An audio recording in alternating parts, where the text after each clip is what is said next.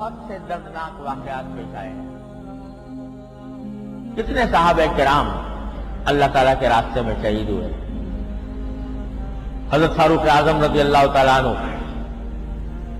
خلیفہ راشد، ان کو محراب کے اندر شہید کیا گیا خلیفہ ہونے کی حالت میں، اور اتفاق سے وہ بھی محرم کے مہینے میں شہید ہوئے.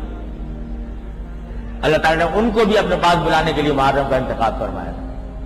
حضرت عثمان غنی رضی اللہ تعالیٰ عنہ کو شہید کیا گیا، مظلوم طریقے، ظالمانہ طریقے پر شہید کیا گیا. اور نہ جانے کتنے المناک واقعات پیش آئے. اسی طرح کربلا کا واقعہ بھی بڑا المناک.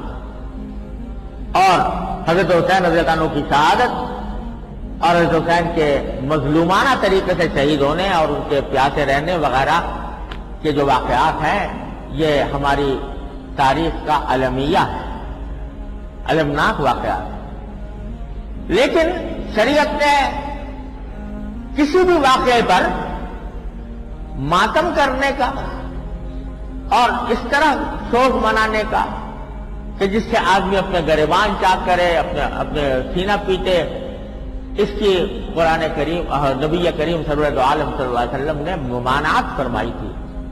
لیس منا من ضرب الخدود وشق الجیوب، جو اپنے رخساروں پر تماچے مارے اور گریبان چاک کرے کسی کے سوگ میں، کسی کے ماتم میں، وہ ہم میں سے نہیں ہے، یہ فرمایا رسول اللہ. اور خود حضرت حسین رضی اللہ تعالیٰ عنہ نے جو خطبہ دیا ہے آخر میں، اس میں جو وصیت فرمائی ہے، اس وصیت کے اندر یہ بات بھی داخل ہے کہ اگر میں شہید ہو جاؤں تو میرے اوپر اس طرح کا نوحہ مت کرنا جو جاہلیت کے زمانے میں لوگ کیا کرتے تھے. اس سے ممانعت کی ہے.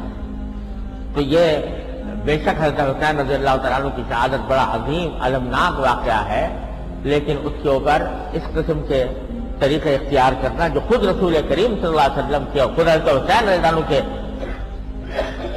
ہدایات اور تعلیمات کے خلاف ہیں، یہ بہت ہی برا طرز عمل ہے. کچھ لوگ ہیں جو یہ کرتے ہیں، اس کو دین کا حصہ سمجھتے ہیں، اپنے دین کا حصہ انہوں نے سمجھا ہوا ہے. لیکن جو حضرات کے جو اہل سنت ہیں اور نبی کریم صلی اللہ علیہ وسلم اور صحابہ کرام رضی اللہ تعالیٰ عنہ کے طریقے پر اپنی زندگی گزارنا چاہتے ہیں، ان کو اس سے مکمل پرہیز کرنا چاہیے اور اس سے اپنے آپ کو دور رکھنا چاہیے.